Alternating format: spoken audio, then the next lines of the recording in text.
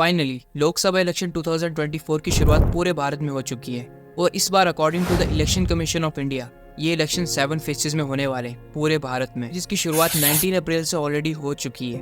अगर हम first phase की बात करें तो according to the election commission of India जो नॉमिनेशंस की डेडलाइन थी फॉर द फर्स्ट फेज वो थी 27 मार्च और इस फेज में करीब 21 स्टेट्स के कुछ सीट्स के ऊपर और कुछ यूनियन टेरिटरीज में भी इलेक्शंस हुए। और अगर हम जम्मू एंड कश्मीर की बात करें तो यहाँ पर फर्स्ट फेज में इलेक्शंस हुए उधमपुर सीट पे।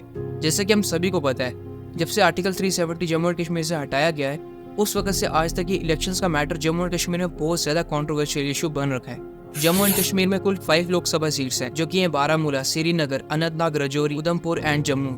मार्च 2020 डिलिमिटेशन कमीशन फॉर्म की गई जम्मू एंड कश्मीर में, जिसकी फाइनल रिपोर्ट आई 5 मई 2022 को। इसके अकॉर्डिंग 6 सीट्स को ऐड करा गया जम्मू डिवीजन में और 1 सीट को ऐड करा गया कश्मीर डिवीजन के अंदर और टोटल मिलाकर ये सीट्स बनी 90। बाय द वे जो अभी मैं यहाँ पर बात कर रहा हूँ ये स्टेट लेजिस्लेटिव असेंबली की सीट्स के बारे में बात करने लग रहा हूँ, जो कि अगर हम पास्ट में बात करें तो जम्मू में कुल 37 सीट्स हुआ करती थी जिसमें 6 सीट्स को ओवर ऐड करा गया। और वहीं पर अगर हम कश्मीर डिवीजन की बात करें तो वहाँ पर कुल 46 सीट्स थी जिसमें एक और सीट को ऐड करा गया। अब देखो इस सबसे स्टेट इलेक्शन के ऊपर कितना अफेक्ट होने वाला था ये हम वीडियो में आगे जानेंगे, लेकिन उससे पहले हम लोकसभा सीट्स की बात कर लेते हैं जम्मू एंड कश्मीर में। और कहीं ना कहीं लोकसभा सीट्स को भी थोड़ा चेंज करा गया इस टाइम के अंदर। फॉर एग्जाम्पल पहले के टाइम में जम्मू डिवीजन के अंदर डोडा, उधमपुर एंड जम्मू और दूसरी तरफ कश्मीर डिवीजन में अनंतनाग, बारामूला एंड श्रीनगर ये सब सीट्स हुआ करती थी। लेकिन इस सब को थोड़ा चेंज कर दिया गया और जो नई व्यवस्था आई उसके हिसाब से अनंतनाग सीट को थोड़ा चेंज करके अनंतनाग, राजौरी, पुंछ सीट कर दिया गया। जिसका मतलब जम्मू डिवीजन के 2 areas that is Rajouri and Poonch इन दोनों को हटाकर अनंतनाग के साथ जोड़ दिया गया। इसी तरह उधमपुर जिला से रियासी को हटाकर जम्मू के साथ जोड़ दिया गया।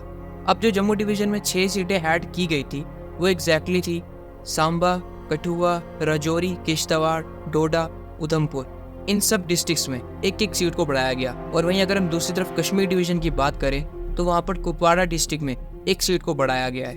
नाउ अब हम सबके माइंड्स में ये बात आने लग रही होगी कि इस सबसे आखिर नुकसान किसका हो रहा है। तो इस सबसे ज्यादा नुकसान उन लोगों का होने लग रहा है जिन्होंने अपनी रीजनल पार्टीज बना रखी है, जैसे कि महबूबा मुफ्ती, उमर अब्दुल्ला।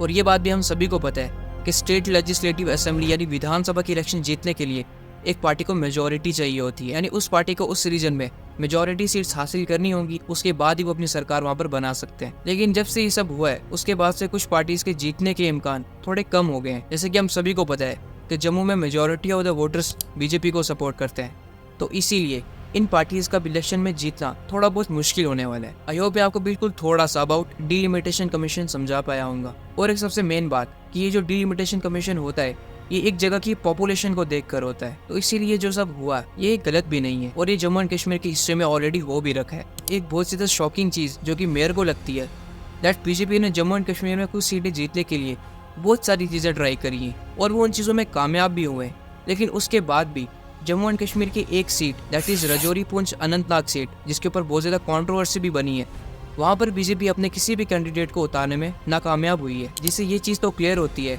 कि बीजेपी इस सीट से तो इलेक्शन हार चुकी है।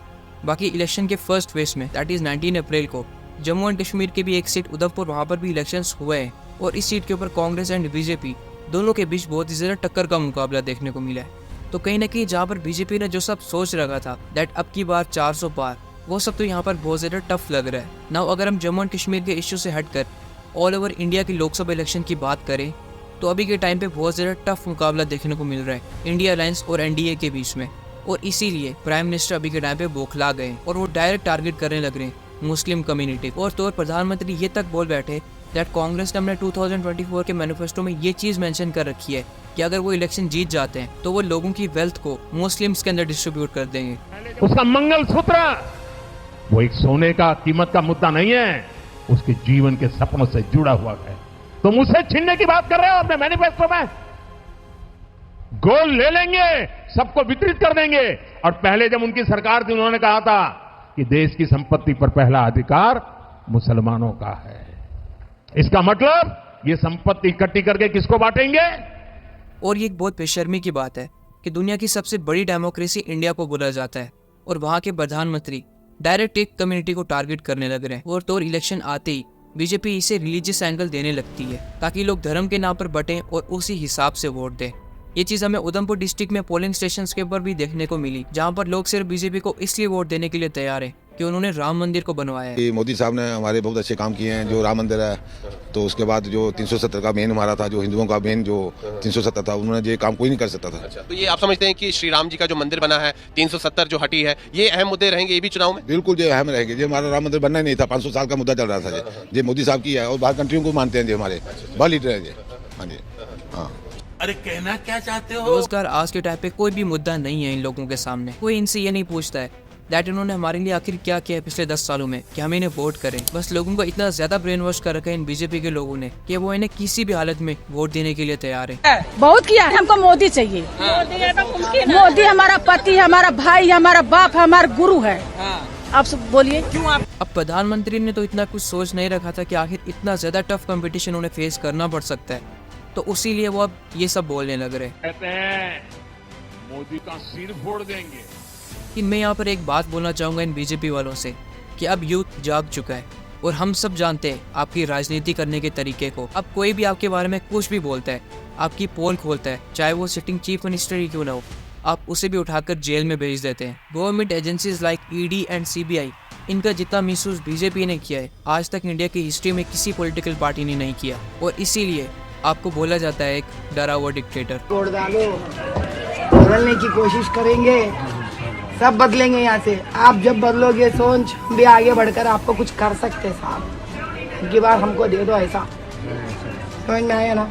निकलते हैं ना इस दलदल से, कितने साल ऐसे। एक बार तोड़ दे के देखो, आप याद रखेंगे, इतिहास बदलेंगे, हमें जिंदगियाँ बदल देंगे। 5 साल में अब कहीं और देख देते। आज से पहले 10 साल दिए जिसमें इन लोगों ने कुछ तो बदला नहीं देश में। उल्टा इन्फ्लेशन रेट इतना हाई हो रखा है आज के टाइम पे, मीडिया इन लोगों के कंट्रोल के अंदर है। अपोजिशन पॉलिटिकल पार्टीज के बैंक अकाउंट्स तक को इन लोगों ने फ्रीज कर रखा है। Sitting chief minister that is Arvind Kejriwal अभी के टाइम पे उन्हें भी जेल में डाल रखा है।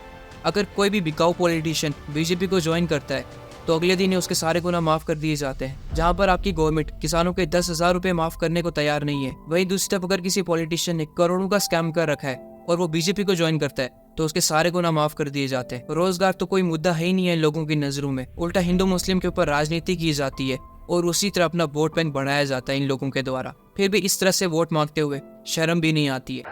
तो दुनिया के लोग मजाक उड़ाएंगे कि नहीं उड़ाएंगे? तो दुनिया में देश का जो आज नाम बना है वो धड़ाक से नीचे आएगा कि नहीं आएगा? ये जो चंद्रयान भेजा है, अब गगनयान भेजना है, वो जा पाएगा क्या? देश का नाम तो बहुत ज्यादा खराब किया है, लेकिन अपोजिशन पॉलिटिकल पार्टीज के लीडर्स ने नहीं बल्कि खुद प्रधानमंत्री ने। रेस्टलेस प्रोटेस्ट जहाँ पर बीजेपी के लीडर्स ने देश की बेटियों के साथ कैसी हरकतें की ये पूरी दुनिया ने देखा। किसान आंदोलन जहाँ पर टीवी पर बैठे हुए बीजेपी के एंकर्स किसानों को आतंकवादी डिक्लेयर कर देते हैं, ये सब भी पूरी दुनिया ने देखा। देश में माइनॉरिटीज को सीधा टारगेट करना जिससे इनके वोट बैंक बढ़ सके। और पहले जब उनकी सरकार थी उन्होंने कहा था कि देश की संपत्ति पर पहला अधिकार मुसलमानों का है। इसका मतलब ये संपत्ति इकट्ठी करके किसको बांटेंगे? जिनके ज्यादा बच्चे हैं उनको बांटेंगे, घुसपैठियों को बांटेंगे। क्या आपकी मेहनत की कमाई का पैसा घुसपैठियों को दिया जाएगा?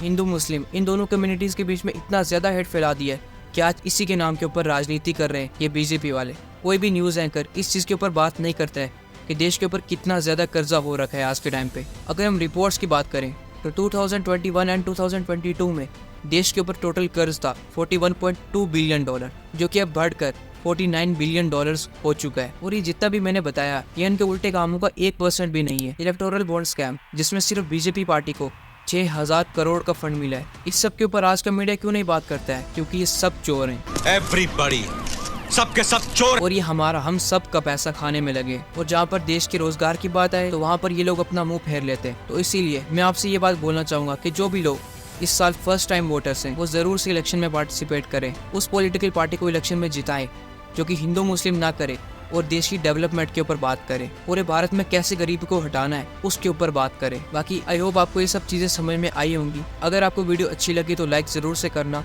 और ये वीडियो जरूर उन लोगों तक शेयर करना जो कि हमारे देश की करंट सिचुएशन से बिल्कुल नावाकिफ है, ताकि वो लोग भी इन सब चीजों को जान सके और सही से वोट कर सके।